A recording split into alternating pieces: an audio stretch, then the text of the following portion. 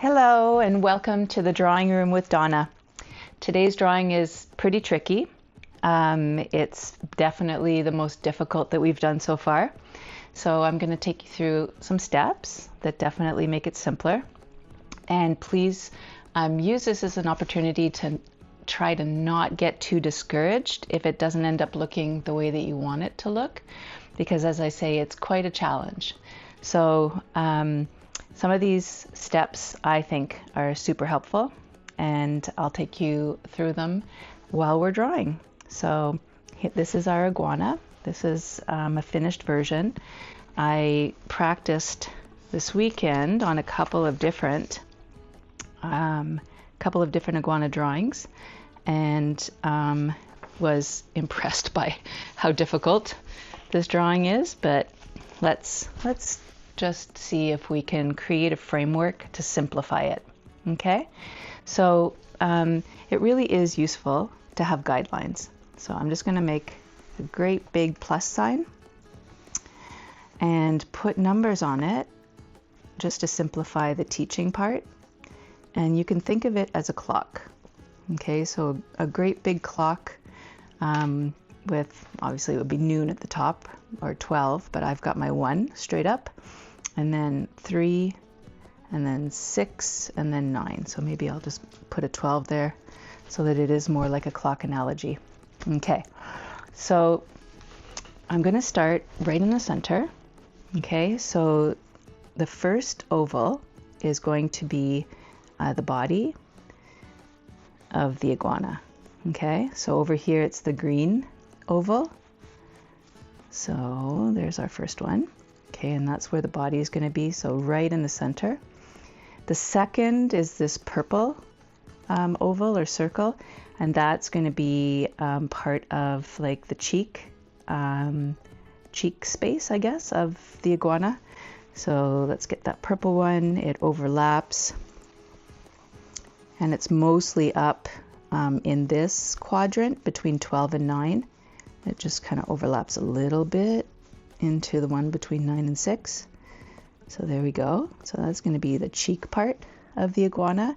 And because it's closer to us, it ends up being a little bit bigger than it would be if you were looking at the whole thing like in a line, if that makes sense. Because this guy is angled towards us, anything that's closer to us is going to be larger, right, in proportion. If he was turned away from us, then his head would be smaller, his cheek would be smaller.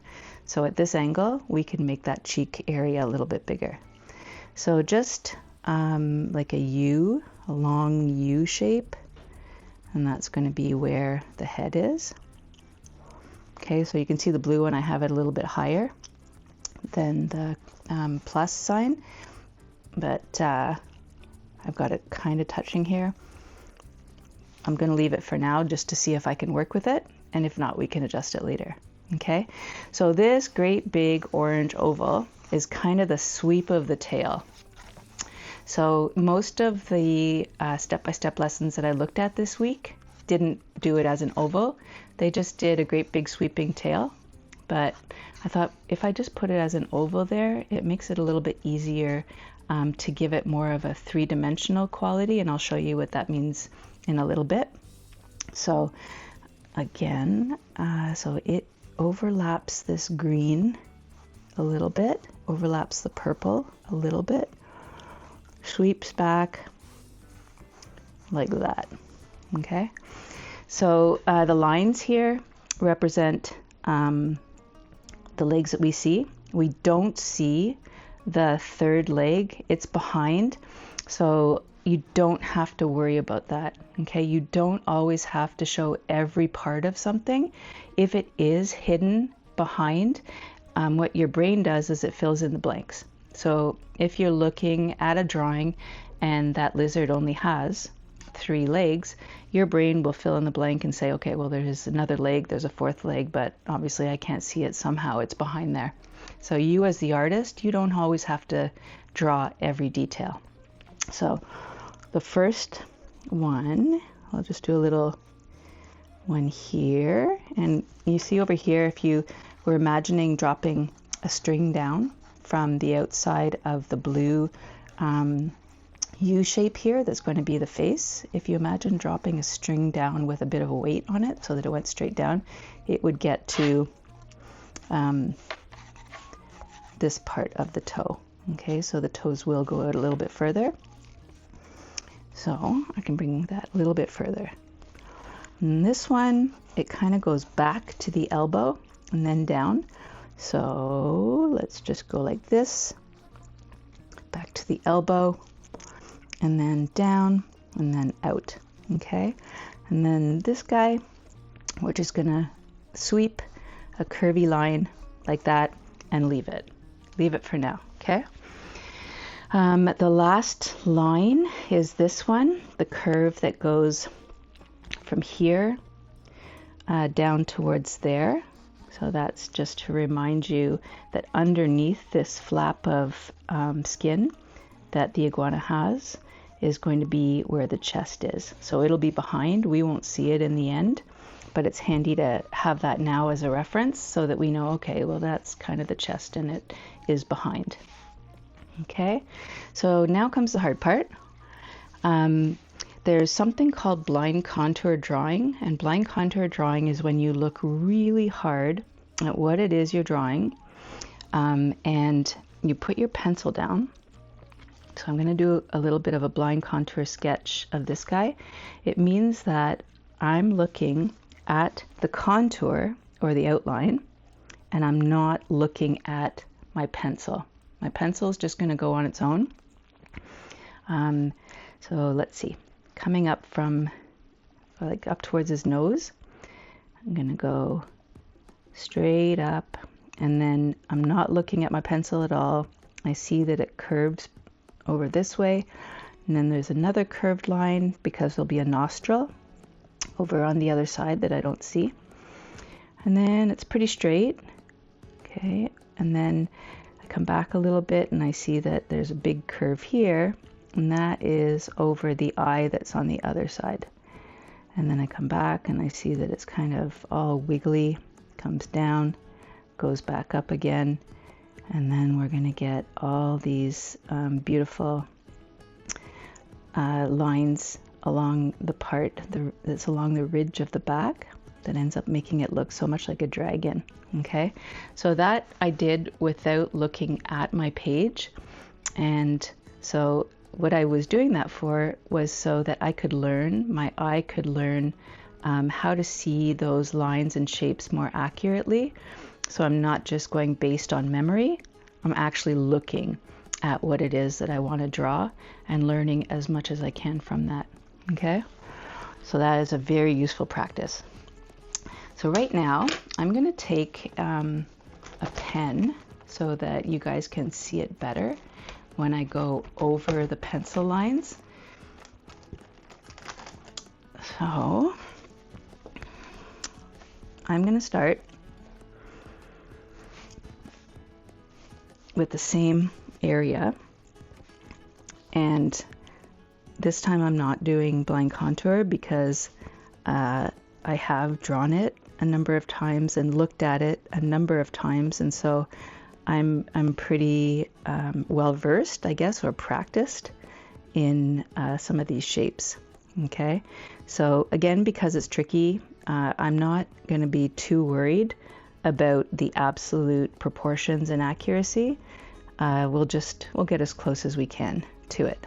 Okay, so coming down towards the lips, and the lips kind of come down a little bit, and then that line. Okay, and then the bottom lip comes out a little bit first, and then I'm just going to do a tiny little broken line to suggest the ridge of the bottom lip. And then we come down, and then it has this beautiful flap of skin. So it starts with a few sort of triangular shapes and then comes down. If you imagine like a child wearing a bib, it's almost like a bib that goes up, and then when it gets to the shoulder, It kind of goes in a curve and then back up towards the body. Okay, so that is our kind of bib shape. And there's these lovely kind of wrinkles that come like this. And again, I'm just going to do little broken lines to suggest these wrinkles. But if we were shading or using our blending stump, we'd get some lovely shading in there. So now we have this round, cheeky piece. Again, a little bit broken. And then it has this kind of dinosaur or dragon repetition of these scaly kind of shapes. This one that I did on Sunday over here, I had so much fun with the scaly shapes. And when I was still teaching grade 7 at Elora Public School, we did a lesson that I found on Teachers Pay Teachers, and it's just a dragon's eye, and it's just a wonderful lesson. And I was able to use what I remembered from that lesson to focus in on this eye. All right, let's clip that up again and come back to our guy. Okay, so if this ridge suggests the eye on the other side, I know that my eye on this side is also under a ridge and not too far away. So I'm going to start with the ridge, have a second line in there, have the line at the top of the eye, and then like a U here. Okay, and then the actual pupil comes down like a rounded V, like that. And I'm just going to leave that that little bit there to suggest the highlight. And then under his eye, or her eye, another little repetition of lines to suggest the ridge. Let's come over here and put in a nostril. A few more little scaly bumps, which is really the fun part of working on a subject like this. All right, so first, when it comes towards the bib, now we're kind of onto the back part.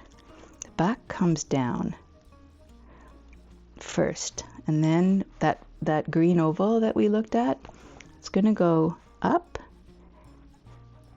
So the spine will curve up and then down again, and we're going to go towards that tail soon. But for now, I'm going to leave it like that.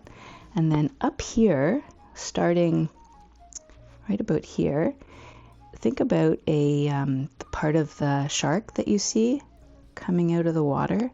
So some lovely curved, pointy, scaly shapes here. Sometimes bigger, sometimes smaller. Here you can see it's really just a suggestion. It's like a series of W's. It's like I did a W, left a space, did another W, left a space, a W, space, W. This one, I'm thinking more about actual sharks, which this guy obviously is not a shark, but I really like that shape. Okay, so I'm going to stop there. And next, his tummy. So before I do his tummy, I guess I should do this leg that's closest to us. So comes out towards the elbow. Got a little wrinkle, gets a little bit thicker. Okay, so the top part is a little bit thinner. So wrinkle, wrinkle, wrinkle to the elbow, and then getting a little thicker. And then we have 1 and 2 toes back here, coming down to a big one here. We can put in this claw. And it has this really fascinating toe that bends here, which I'd love to know more about, why they were created this way. And then another little one that comes down here. Okay, so I'm absolutely positive that that's not absolutely accurate, but we're not going to worry about that.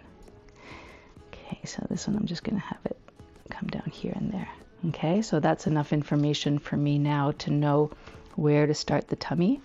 So we know our neck goes under that bib shape and then underneath the armpit here, and then tummy, and it's going to go back, back, back towards that back leg. So before we go to the back leg, let's do this second front leg that comes out towards this shape. There we go. Down towards this shape. There we go. Then we have this interesting one where it bends almost backwards. Then the little wee one here. And then up towards the body. So I have this line way too thin. You can see over here it's a bit thicker. So let's see. It's pen, so it's a little bit harder to deal with, but I'm just going to thicken it there and thicken it here. Okay, so there we have that. And going back now towards this back leg, and the toes on the back leg are even more unusual.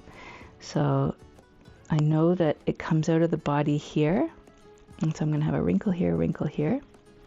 So let's go back, back, back. So first toe, it's going to come this way. Second toe, kind of curling down, little talon or claw. And this really fascinating toe, super long. I think I got that correct. And then another long one here. You guys are going to have to research your iguana and find out why they look the way they do. And you can mention it in the comments if I've done it wrong or incorrectly, if there's something that I need to learn about it. All right, so we're at the tail now. And so we know that it goes under the leg and behind, and then starts the tail. And what we're going to do here is start maybe about here and curve towards the top part. And there's a reason for that, okay, that we went towards the top instead of the bottom. And that's a three-dimensional trick. So I'm going to go a second time now, curve bigger, bigger, bigger, and meet up with the bottom part. And then here, I'm going to go along that line that I created and the tail. Then it's going to come to, oops, got a little wiggly there, go to there. Okay, so do you see how it looks like the ridge comes down and then curves over and gives a bit of a three-dimensional feel that way? And we're going to emphasize that by making sure it's like an uppercase C, then a space, uppercase C, then a space, uppercase C, C, uppercase C, and then it goes down here. Uppercase C goes down there. And then 1, 2, 1, 2. And we can double that one, joop, joop, joop. Okay, so between putting that ridge there and trying to exaggerate an uppercase C and curve it that way, those are two ways to try to give it more dimensionality and make it look more three-dimensional. So where are we now? These little ridges can come down, down, down, and it can end when it curves that way. Okay, and then we can have some lines here, here, here.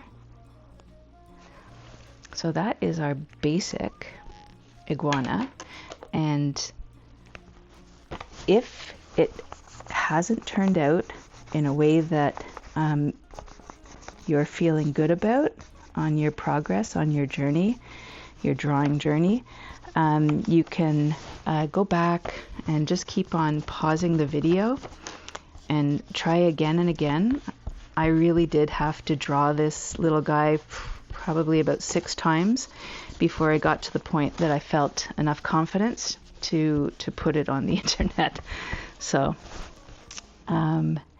again, first step, one line coming down straight this way vertically, one line going straight that way horizontally, And then we did this green oval for the body. And then we did the purple, which is the cheek and the flap here. And then we did the blue, which is where the face is going to be. And then we did this great big orangey red one, but you actually don't have to. If you're more comfortable just making a line to suggest where the tail is going to be, that's absolutely fine. Then we did these to suggest where our legs were going to be. We practiced a little bit of blind contour, which is really the most useful practice that an artist can ever do to improve their seeing.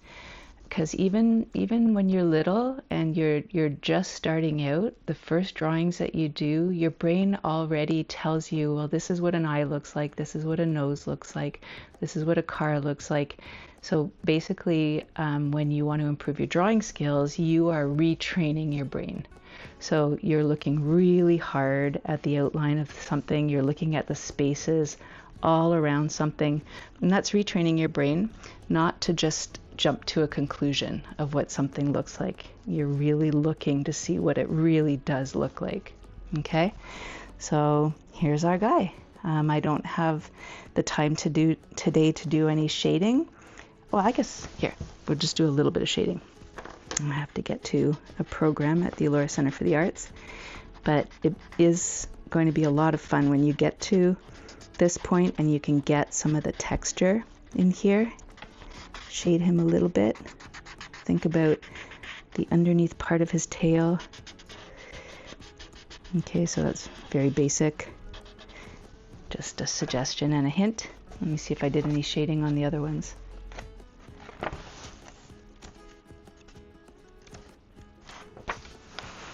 No.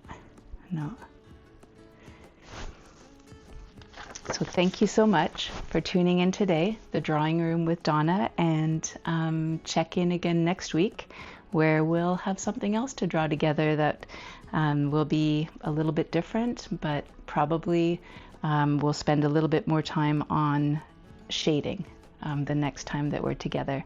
So thanks so much. Bye for now.